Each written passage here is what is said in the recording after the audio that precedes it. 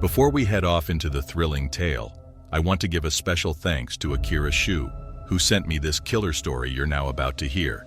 Let's get into it.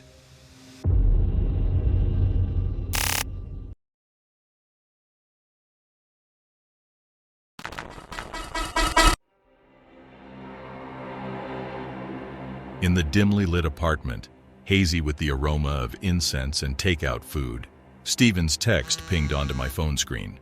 Steven, an old friend and an elusive artist who could sometimes be exasperatingly cryptic, requested a peculiar favor. He needed a CD from the shop just around the corner from my residence. It was a humble ask, one which I wouldn't hesitate to fulfill, and promptly agreed. He was to expect it around 9 p.m. that night. There's a quaint little dumpling shop I often frequented, nestled between the mazes of buildings that made up my neighborhood, their lanterns casting an alluring glow in the rapidly descending dusk. It was just a stone's throw from my apartment, as convenient as Steven's request was. So, with 1 hour to spare, I decided to stop by for a quick supper. With the invigorating scent of spices and warmth wafting around me, I picked up a box of my favorite dumplings, warm to the touch. The clock on the wall indicated that it was 8:30. My heart throbbed with the thrill of a rare, peaceful night in the bustling city. Back in the shelter of my apartment, I relished my meal, the flavors rich and satisfying. Lost in the simple pleasure of it all, time slipped away until my wristwatch's chime interrupted my reverie. It was 9 o'clock. With a sudden realization, I remembered Steven's CD. As I rose from my chair to make my belated purchase, another text message flashed on my phone screen. It was Steven, thanking me for the CD. My brows furrowed in confusion, a chill running down my spine. The CD? I hadn't fetched it yet. Concerned that Steven may have been delusional due to some psychedelic adventure, I decided to pay him a visit. When I arrived, he seemed sober enough, explaining with fervor that I had been there already, delivering the CD. I vehemently denied it, yet he had evidence. He showed me a video recording of me handing him the CD. My blood ran cold as I stared at my on-screen doppelganger, dressed in a stylish suit.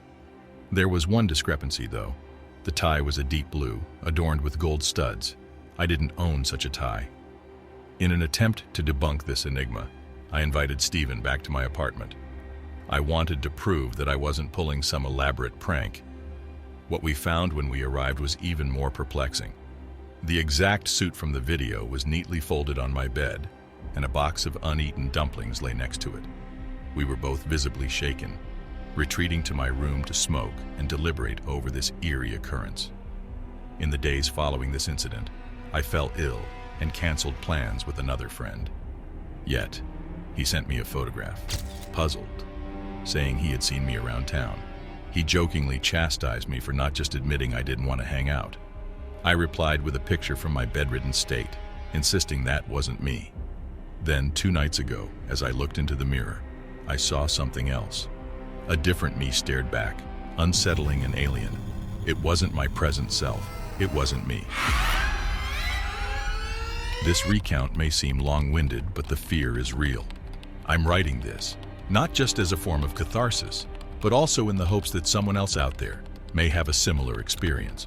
Someone who might help me understand. Who or what is this other me? The unanswered question hangs heavy, sinister in its implications. Is this a trick of the mind, or am I confronting a ghost? Darkness, like an ink drop spreading across a crisp white page, had just begun to dissolve the hues of the day when I first felt the chill. There was an uncanny sense of déjà vu, a familiarity paired with disquiet, which nestled under my skin like a tremor in the earth beneath. Something felt off, the way you feel the absence of a whisper in a room you'd always found to be noisy. But it wasn't until I saw the eyes staring back at me from the shadows that I realized I was living a nightmarish reality. Our quaint little town, so often shrouded in mirth and simplicity, had been a cocoon of ordinary life until the news broke. The headlines screamed, "Ghostly twins, the world reacts to the sinister doppelganger phenomenon." It had started as a whisper, rumors wafting in and out of conversations. But it wasn't long before the rumors took form, and form took a face, the face of our loved ones. I thought we'd be safe, immune to this epidemic, but I was wrong. It started innocently enough. My daughter, an ebullient 7-year-old with curly auburn hair, came home one day with a story about seeing a girl who looked just like her at the playground. An imaginary friend, I'd reasoned, not yet willing to consider a more unsettling explanation. The laughter of my wife, tinged with apprehension, echoed in the halls as we dismissed it as a child's fancy. Then my wife saw her double at the supermarket, calmly shopping amongst oblivious customers. She'd screamed, rushed out, leaving our dinner ingredients behind. Her eyes were wide, as if she'd brushed up against something spectral, something otherworldly. I'll admit I was skeptical, reluctant to believe in a phenomenon so supernatural. Was it mass hysteria, or was there something else at play? A sinister thread winding its way around our world, spawning these doppelgangers. How could such an anomaly exist? What were they? A cosmic glitch? An alternate reality bleeding into ours? Questions surged like tidal waves, leaving me drenched in dread and uncertainty. Then, one eerie night, my skepticism was replaced by terror. After tucking my daughter in, I was walking down the corridor when I saw it. A figure stood at the end of the hallway, its silhouette a perfect carbon copy of mine. It was like staring into a twisted mirror where your reflection has a life of its own. The creature, my doppelganger, wore my face, but its eyes were hollow, soulless, a void that seemed to consume the meager light around. I froze, my breath hitching in my throat, heart pounding like a drum in the silent night. It made no move, just stood there, an eerie monument to myself. A million questions raced through my mind, yet no answers came. Who, or what, was this entity that wore my face and mimicked my life? Was it here to replace me, to erase me from existence? I ran back to my daughter's room, only to find her peacefully sleeping, blissfully unaware of the macabre spectacle unfolding in our home. My wife had seen it too, her face a canvas of raw terror. We decided to leave, to seek refuge. But when we stepped outside, the whole street was filled with pairs of doppelgangers, each person and their sinister twin, creating a tableau of eerie tranquility under the moonlight. In our escape, we encountered our doubles once again, standing next to our car, mirroring our shock and fear, their expressions a grotesque parody of our own. It felt as if we'd stepped into an uncanny valley, a reality where everything was familiar yet dreadfully alien. We fled, leaving behind our home, our town, even our reflections. We're hiding now, moving from place to place, but the news is everywhere. The world is reacting, some in terror, others in awe, to the sinister doppelganger phenomenon. But the questions remain, gnawing at our sanity, stirring the pot of dread simmering within. Are we being replaced? Are they sinister, or are they merely lost, just as confused and afraid as we are? And the most disturbing question of all, what happens when they no longer need us, when they've fully stepped into our shoes and assumed our lives? The world has turned, and we're walking on the edge of a razor-thin reality. An unanswered mystery lurks in our shadows, its answers as elusive as the doppelgangers themselves. The end to this chilling tale is nowhere in sight, the final chapter unwritten. But whatever lies at the end of this tale, one thing is certain: it's a sinister echo of our lives, a ghostly mirror reflecting our most profound fears. And as I lie awake in the dead of night, I wonder, will dawn bring a new day, or will it bring another me?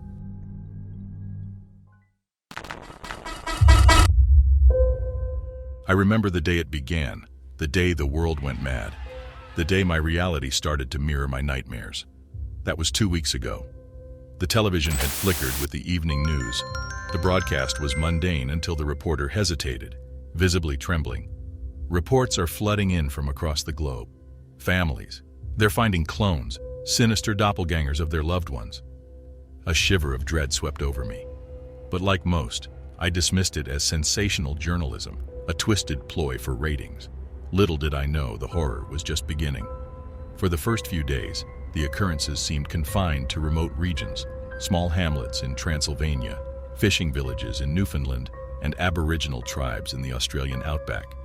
But the epidemic didn't respect boundaries. Within a week, it had penetrated metropolitan cities, Tokyo, London, New York.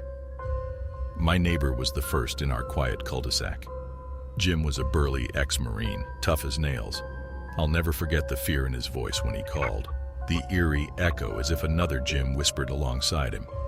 "It's me," he stuttered. "But not me. In my home, we need help." When I rushed over, the police were already there. Two Jims stood in the yard, identical in every way, mirroring each other's bewildered expression. They spoke in sync, their voices harmonizing in a chilling duet of fear and confusion. The only difference? One had an uncanny gleam in his eye, a glint that sent shivers down my spine. It felt wrong, alien. News of the doppelganger spread like wildfire. Paranoia ignited, communities spiraled into chaos, families locked themselves indoors. Who could trust their eyes when they might be looking at an imposter? Yet, for all our fear, no one could answer the why, the how. Could they be from another dimension? A tear in the fabric of reality? Or perhaps the government's secret cloning project gone awry? The theories grew wilder each day, yet no closer to the truth. My family remained untouched until the 7th day, the day my wife, Sarah, stood at our front door, her knuckles white, holding hands with her mirror image. I remember the crippling fear, the way my heart pounded in my chest. Sarah was the cornerstone of our family, and now there were two, identical, save for the unsettling glint in one's eyes, the same glint I'd seen in Jim's double. Days turned into nights, and nights into eerie dawns. Time blurred, punctuated by relentless reports of more doppelgangers. The world was gripped by an invisible horror, an epidemic of duplicates. I barely slept, kept awake by the rhythmic ticking of our old wall clock and the relentless thoughts crowding my mind. How could I protect my family when I couldn't even trust my own senses?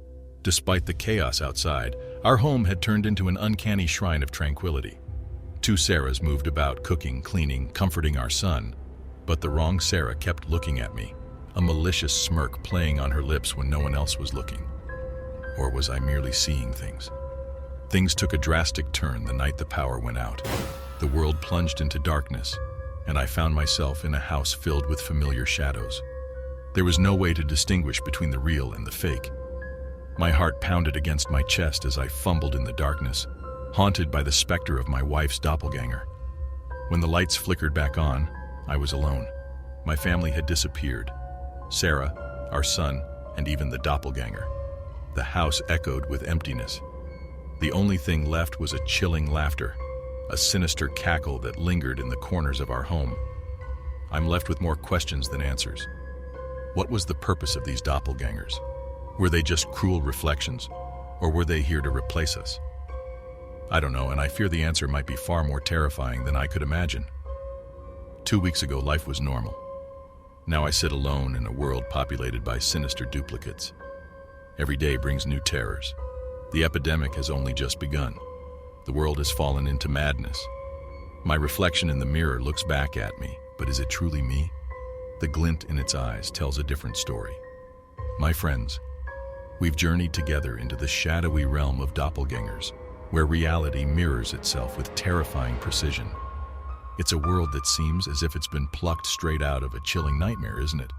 These true stories serve as reminders that not everything in our universe can be easily explained, and sometimes truth can be stranger and far more terrifying than fiction.